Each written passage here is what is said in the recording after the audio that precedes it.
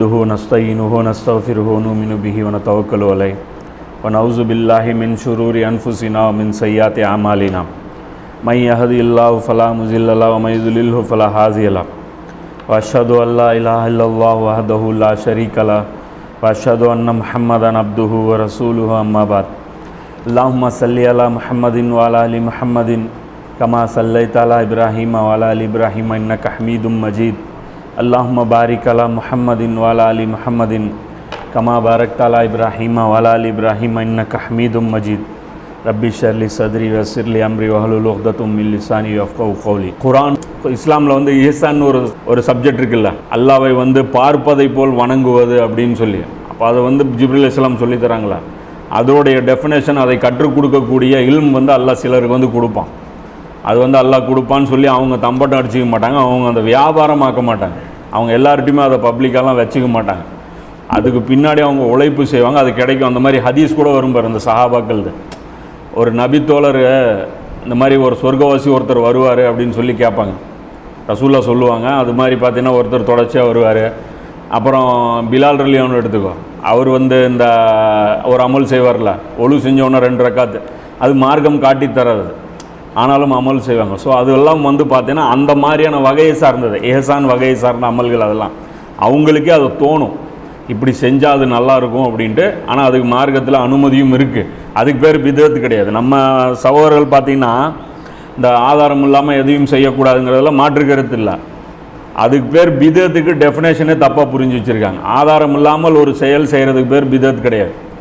அதாவது அதோடைய அசல் இருக்கணும், அது அசல் இருக்கணும், அதை வச்சு இன்னொரு செயல் அவங்க செய்வாங்க, அதுக்கு பேர் பிதத்து கிடையாது. பிதத்து எது அப்படின்னா, அதை சுன்னத்தாக சொல்லும்போது அது பிதத் ஆயிரும். புரியுதா? ரசூல் என்ன சொல்கிறாங்கன்னா, நம்முடைய அம்ரில் யாராவது புதுசாக அதை ஆட் பண்ணாதான் அது என்ன ஆயிரும், அது பிதத்து. நான் சொல்லாத ஒன்றை நான் சொன்னதாக சொன்னால் தான் பிதத்து. இதை நான் செஞ்சிட்டு இருக்கிறேன் அப்படின்னா அல்ஹம்துலில்லாஹ் அது பிரச்சனை இல்லை. இல்லைன்னா நபி ஸல்லல்லாஹு அலைஹி வஸல்லம் என்ன பண்ணியிருப்பாங்க, பிலால் ரலியல்லாஹு கண்டிச்சிருப்பாங்க. ஏன் ஒழு செஞ்சால் 2 ரக்காத்து நான் உங்களுக்கு காமிச்சு கொடுத்தேனா, நீங்களாம் ஏன் கற்பனை பண்ணுறீங்க, இப்படியெல்லாம் ரசூல்லா சொல்லியிருப்பாங்க. அதுக்குன்னு கற்பனைக்கு அளவு இல்லாமல் இந்த முரீது வியாபாரம், இந்த இவங்கெல்லாம் இருப்பாங்க, அவங்களுடைய அந்த ஃபித்னா ஃபசாதெல்லாம் தனி. மொத்தத்தில் இந்த பயான் பொறுத்த வரைக்கும் இதை பேஸ் பண்ணது, இது அவருடைய ஒரு அனுபவம், அதை நமக்கு சொல்லி கொடுக்குறாரு. இதை சுன்னத்து அப்படின்னு நாம் சொல்லலை, ஆனால் இதில் சில விஷயங்கள் சுன்னத்தோடு பொருந்தியும் போகுது. அதை பொருத்தி பார்த்து அதில் என்னென்ன மேட்ச் ஆகுது அப்படிங்கிறத இந்த பயானில் கொண்டு வந்திருக்கோம். இவர் சொல்கிறாருல ஒரு மெத்தடு, குர்ஆனை ஓதும் முறை. சந்திர நாட்கள் இருக்குல்ல, மூன் கேலண்டர் இருக்குல்ல, இதை மேட்ச் பண்ணி குர்ஆனை ஒரு மெத்தடில் ஓதுனா சில பலன்கள் கிடைக்கும் அப்படின்னு ஒரு இதை சொல்கிறாரு. இதை ஸ்டார்ட் பண்ணுறதுக்கு கொஞ்சம் கஷ்டம், ஏன்னா ஃபஸ்ட்டு நாள் பக்ரா ஓதணும் ஃபுல்லாக 256 வசனம். சரி, இது இப்போ சொன்னால் கொஞ்சம் அது சிரமமாக இருக்கும், கொஞ்சம் ரம்ஜானுக்கு நெருக்கத்தில் அது சொல்லலாம், ஏன்னா ரம்ஜான் மாதம் நம்ம எல்லாருக்குமே அமல்கள் ஈஸி.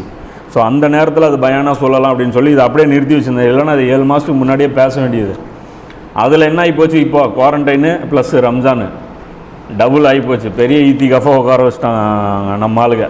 ஸோ அந்த அடிப்படையில் இது இன்றைக்கி எடுத்து பேசலாம். இது ரம்ஜானில் இன்ஷா அல்லாஹ் அப்ளை பண்ணி பார்க்கலாம். இது கொஞ்சம் ஈஸியாகவும் ஆயிரும். பொதுவாக அந்த 1995 ஒரு மிகப்பெரிய ஒரு மாற்றம் இந்த உலகம் ஃபேஸ் பண்ணிச்சில்ல, நியூ வேர்ல்டு ஆர்டர் ஸ்டார்ட் ஆச்சு.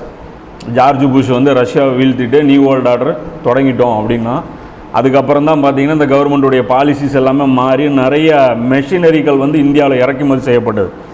அப்போ அதில் பார்த்திங்கன்னா இந்த மிஷின் அதிகமாக ஆக ஆக அங்கே மிக்சி அப்போ தானே வந்துச்சு, மிக்சி இதெல்லாம் ஜாஸ்தி அப்போ தானே வந்துச்சு, மிக்சி, கிரைண்டரு, வாஷிங் மிஷினு, அது இதுன்னு சொல்லிட்டு அந்த சூறாவளி அப்போ தான் வந்துச்சு. அந்த விளம்பரங்கள்லாம் டிவியில் ஜாஸ்தி அப்போ தானே வந்துச்சு, டிவி வந்துச்சு, விளம்பரம் வந்துச்சு, அது எல்லாமே எடுத்தோம். அப்போ அந்த இது வந்ததுக்கப்புறம் என்ன ஆகி போச்சுன்னா, நம்முடைய லைஃப் ஸ்டைல் டோட்டலாக சேஞ்ச் ஆகி போச்சு. புரியுதா? நம்ம வாழ்க்கை அந்த பழைய வாழ்க்கை இல்லை, அந்த முன்னாடி அந்த 90s இருந்த வாழ்க்கை ரொம்ப சூப்பராக இருந்தது. நம்ம பார்த்ததுக்கே சொல்கிறேன், இன்னும் பேக்கில் இன்னும் நல்லா இருந்திருக்கும். அப்போ நம்ம இந்த இருக்கும்போதே அந்த வாழ்க்கை பார்த்தோன்னா எல்லாமே இயற்கையான உணவுகள் இருந்துச்சு. அது ஒரு நம்ம அந்த இயற்கையோடு நம்ம நிறைய கலந்துருந்தோம். நைட்டு சீக்கிரம் தூங்கிடுவோம், ஏன்னா 9 மணிக்கு மேலே ஒன்றும் இருக்காது. வாரத்திலே ஒரு நாள் தான் அந்த ஒரு ஒளியும் ஒளியும் பாட்டு வெள்ளிக்கிழமை தான் போடுவான், அதை உட்காந்து பார்த்துட்டு இருந்தான், அவ்வளோதான். அது நான் மீறி அவன் பார்க்கணுன்னு நினச்சா கூட அவன்கிட்ட ஆப்ஷன் இல்லை. இன்றைக்கி பார்த்தோம்னா ஃபுல்லாக நைட்டெல்லாம் முழிக்க ஆரம்பிச்சிட்டோம், ஃபோன் நோண்ட ஆரம்பிச்சிட்டோம். இந்த கேட்ஜெட்ஸ் வர வர வர வர என்ன ஆகி போச்சுன்னா, நம்முடைய அந்த மைண்டு ஃபுல்லாக டிஸ்டர்ப் ஆயிடுச்சு. நம்முடைய அதனால தான் கேன்சர்லாம் அதிகமாக வர்றதுக்கு காரணம் என்னென்னா இது மாதிரியான ஒரு விஷயம் வந்து டிஸ்டர்ப் ஆயிடுச்சு. இப்போ இன்னும் ஒரு முக்கியமான ஒரு வியாதி வந்து நம்மக்கிட்ட ஜாஸ்தி ஆயிடுச்சு. இந்த 90s அப்புறம் 2000 இன்னும் ஜாஸ்தி ஆச்சு, 2010 அப்புறம் இன்னும் ஜாஸ்தி ஆச்சு, இப்போ ரொம்ப அதிகமாக இருக்குது. என்னன்னா டைமு சல்லுன்னு ஓடுது.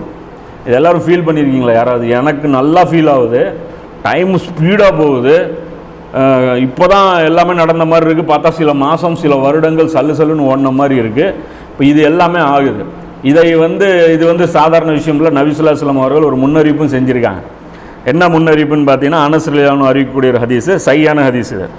திர்மிதியில் 2332, அப்புறம் 5448 மிஷ்காத்தில் கூட இந்த ஹதீஸ் வந்து பதிவு செஞ்சுருக்கிறாங்க. என்னன்னு பார்த்தீங்கன்னா, ரசூலுல்லாஹ் சொல்கிறாங்க, மறுமை நாள் ஏற்படாது எதுவரை என்றால் காலம் சுருங்கிவிடும். காலம் சுருங்கிடும், அது வரைக்கும் மறுமை நாள் ஏற்படாது.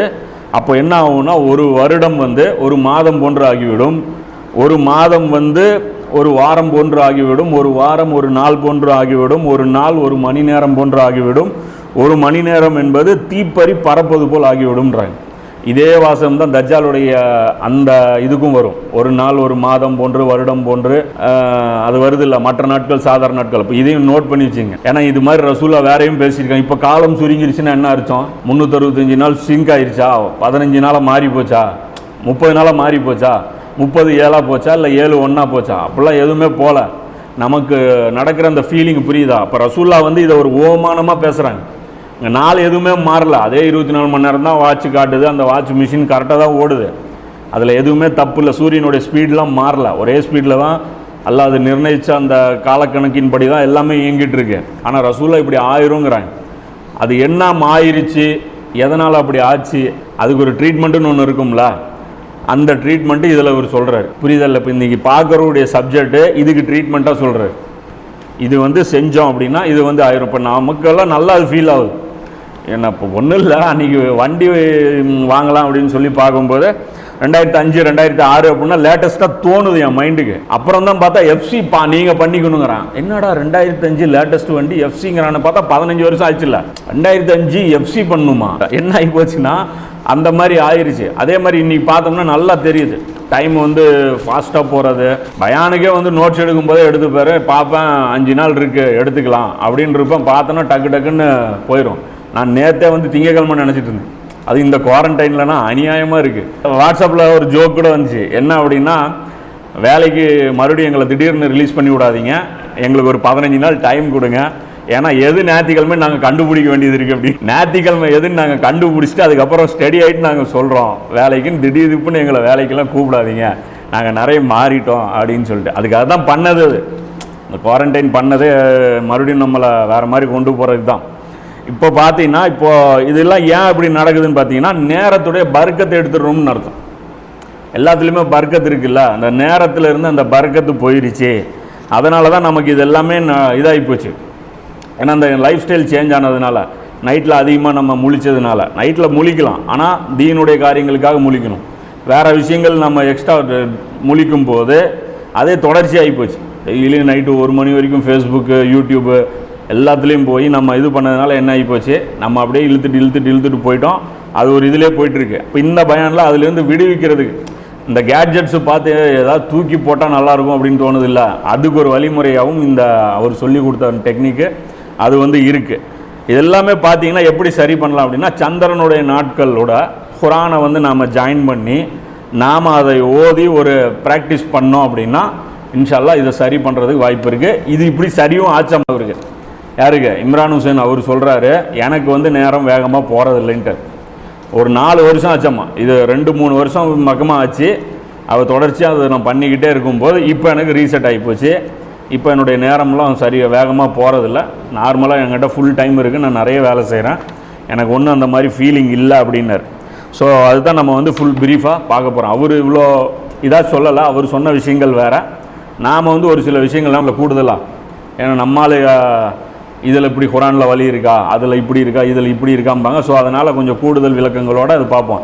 ஏன்னா அந்த பயானுடைய சாராம்சம்னு சொல்லியாச்சு, அப்போ அதில் இது பேசலையே அப்படின்னு சொல்லி நீங்கள் நினைப்பீங்க. இம்ரான் ஹுசைனுடைய பயானை இந்த இங்கிலீஷில் பார்த்தவங்க, என்னடா இது இம்ரான் ஹுசைன் பயானுன்னு சொல்கிறான், ஆனால் இம்ரான் ஹுசைன் சொல்லாத விஷயங்கள் வேறு என்னென்னமோ சொல்லிட்டுருக்கிறான் அப்படின்னு நினைக்காதீங்க. அது கூடுதலாக நான் கொஞ்சம் எடுத்தது. இம்ரான் ஹுசைன் பேசுனது அப்படி சைடில் அது இருக்கட்டும். இது நாம் கொஞ்சம் நம்முடைய கூடுதல் தெளிவுக்காக, ஏன்னா நம்முடைய புரிதல் வந்து கொஞ்சம் இன்னும் கொஞ்சம் கம்மியாக இருக்குல்ல, தமிழ் பேசக்கூடிய மக்களுடைய புரிதல் வந்து கொஞ்சம் கம்மியாக இருக்குது. அதனால் அப்போ முதல்ல நம்ம என்ன பார்க்க போகிறோன்னா, குரானை எதற்கெல்லாம் பயன்படுத்தலாம், குரானை எதற்கெல்லாம் பயன்படுத்தலாம் அப்படின்னு ஒரே பர்பஸ் கிடையாது குரானில், மல்டி பர்பஸ் இதுதான் குரானு. அப்போ எதற்கெல்லாம் பயன்படுத்தலாம்னா 3 விஷயங்கள் இப்போ நான் பார்த்த வரைக்கும். ஒன்று நேர்வழிக்காக, ஹிதாயத்துக்காக பயன்படுத்தலாம். 2வது மன நிம்மதிக்காக குரான் பயன்படுத்தலாம். அதே மாதிரி நோய் நிவாரணத்துக்காக குரான் பயன்படுத்தலாம். இன்னும் இருக்கும், நிறைய இருக்கும். இப்போ நாம் இன்றைக்கி எடுத்தது 3. அதில் ஃபஸ்ட்டு விஷயம் பார்க்க போகிறதில்ல, ஏன்னா அதுதான் நம்ம ஃபுல்லாகவே அதை நம்ம பார்த்துட்ருக்கோம். அது பெரிய சப்ஜெக்ட். நேர்வழிக்காக எப்படிலாம் குரான் வழிகாட்டுதுங்கிறது தான் அது மொத்த வாழ்க்கையுமே. 2வது மன நிம்மதி ப்ளஸ்ஸு நோய் நிவாரணம். அப்போ இதில் என்னன்னா மன நிம்மதி வந்து எப்படி அப்படிங்கிறத பார்க்குறோம். எப்படின்னா, நபி ஸல்லல்லாஹு அலைஹி வஸல்லம் காலத்திலேயே ஒரு சஹாபி ஒருத்தர் வீட்டில் குரான் ஓதுறாரு. ஒரு சஹாபி குரான் ஓதிட்டு இருக்கிறார். வெளியே பார்க்குறாரு, வீட்டுக்கு வெளியே குதிரை இருக்குது. குதிரைக்கு மேலே ஒரு மேகம் அப்படியே திரண்டு அந்த குதிரைக்கு மேலே நின்றுட்டுருக்கு. அந்த மேகத்துக்குள்ளே இருந்து ஒரு வெளிச்சம் இருக்குது. ஒரு விளக்கு எரிஞ்சிட்டு இருக்கிற மாதிரி ஒரு வெளிச்சம் வந்து அந்த மேகத்துக்குள்ளே இருக்கு. அது போய் குதிரைக்கிட்ட அது கிட்ட போகுது. கிட்ட போனவுடனே அந்த குதிரை என்ன பண்ணுது, பயத்தில் குதிக்குது. பயத்தில் அது காலை தூக்கணுன்னா பக்கத்தில் அவருடைய குழந்தை படுத்துட்டு இருக்கு. இதை பார்த்துட்டு அந்த சஹாபி என்ன பண்ணுறாரு, குரான் ஓதுறதை நிறுத்துறாரு. சூரா கஹஃப் தான் ஓதுறாரு, அதை ஓதுறதை நிறுத்துறாரு. நிறுத்தின உடனே அதுக்கப்புறம் காலையில் வந்து நபி ஸல்லல்லாஹு அலைஹி வஸல்லம் சொல்கிறாங்க, இந்த மாதிரி வந்து அல்லாஹ்வுடைய தூதரை இந்த மாதிரி வந்து எனக்கு நேற்று அனுபவம் ஏற்பட்டுச்சு, இது அப்படின்னு சொல்லி விளக்கம் கேட்கும்போது ரசூலுல்லாஹ் சொல்கிறாங்க, அது நீங்கள் அப்படியே ஓதி இருக்கலாமே, நீ தொடர்ந்து ஓதி இருக்கலாமே, அது சக்கீனத் எனும் அமைதியாகும். அது என்னது, சக்கீனத்துங்கிற ஒரு அமைதி. சக்கீனத்து அது உள்ளத்தில் அது இருக்கக்கூடிய ஒரு அமைதி. அது குரானுக்காக அல்லாஹ் இறக்குவதாகும். நீர் மட்டும் தொடர்ந்து ஓதி இருந்தால் மலக்குகளை மக்களும் பார்த்திருப்பார்கள். அதில் இருந்தது மலக்குகள். எது, அந்த மேகத்துக்குள்ளே இருந்தது அந்த வெளிச்சம் வந்து மலக்குகள். அவங்க குரானை கேட்டு அவங்க சக்கீனத்தை கொண்டு வந்தாங்க. நீ தொடர்ந்து ஓதிட்டே இருந்திருந்தீங்கன்னா சுபு வரைக்கும் அல்லாத வச்சிருந்திருப்பான். மக்களும் வந்து அந்த மலக்குகளை வந்து பார்த்துருப்பாங்க அப்படின்னு சொல்லி நபி ஸல்லல்லாஹு அலைஹி வஸல்லம் சொல்கிறாங்க. இது புகாரியில் 3614 5018வது ஹதீஸ். இதில் இன்னொரு கூடுதல் தகவலும் சொல்கிறேன். இப்போ இதில் சூரத்துல் கஹஃப்னு இருக்குல்ல, இதே புகாரியில் பார்த்தீங்கன்னா இன்னொரு இடத்துல அதே சம்பவத்துக்கு என்ன சூறா இருக்குது, பக்ரான்னு எழுதியிருக்கு. அவன் சொல்கிறோம்ல, வார்த்தை விளையாட்டு விளாட்றோம்ல, ஹதீஸில் இப்படி இருந்தால் இப்படி, அப்படி இருந்தால் அப்படிங்கிறோம்ல, ஹதீஸில் இப்படி தான் வரும், ஒரு மதிப்பாக தான் வரும். அப்போ அவர் கஹஃப் ஓதும்போது இப்படி நடந்துச்சா, பக்ரா ஓதும்போது நடந்துச்சா, பக்ராலேருந்து கஹஃப் ஓதி இருப்பாருன்னு சொல்ல முடியாது. ஏன்னா அதுக்கும் 17 சூறா டிஃப்ரெண்ட் இருக்குது. தொடர்ச்சி அப்படி ஓதிட்டே வந்தார், இங்கே முடிஞ்சதுன்னெலாம் சொல்ல முடியாது. இப்படி தான் வரும். நம்ம சகோதரர்கள் புரிஞ்சுக்கிறதுக்காக சொல்கிறேன். குரான் மாதிரியெல்லாம் ஒரு வார்த்தையெல்லாம் பர்ஃபெக்டெல்லாம் ஹதீஸில் வரவே வராது. இது மாதிரியான முரண்பாடுகள் மட்டும் ஏராளமானது காட்ட முடியும். ஆனால் இது முரண்பாடுலாம் கிடையாது. இதை பெருசாக அழட்டிக்கூடாது.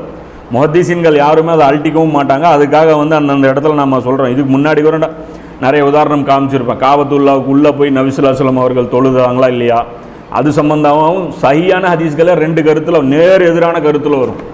அப்போ அதுக்கெல்லாம் இணைச்செல்லாம் விளக்கமே கொடுக்க முடியாது, அடித்து இல்லைன்னே பேசுவாங்க. ஸோ அந்த மாதிரிலாம் இருக்குங்கிறது இந்த இடத்துல ஒரு கூடுதலாக ஒரு தகவல் சொல்லிக்கிறேன். இப்போ இந்த இடத்துல இவர் என்ன, மலக்குகள் இறங்குறாங்க. அந்த குரான் ஓதும் போது அந்த அமைதியை கொண்டு வந்துட்டு அவங்க இறங்குறாங்க. அப்போ இதில் ஒரு விஷயம் இருக்குதா இல்லையா, நைட்டு ஓதும்போது அந்த வானத்தில் அந்த மலக்குகள் அப்படி இறங்குறாங்க. அப்போ இதில் இது ஒரு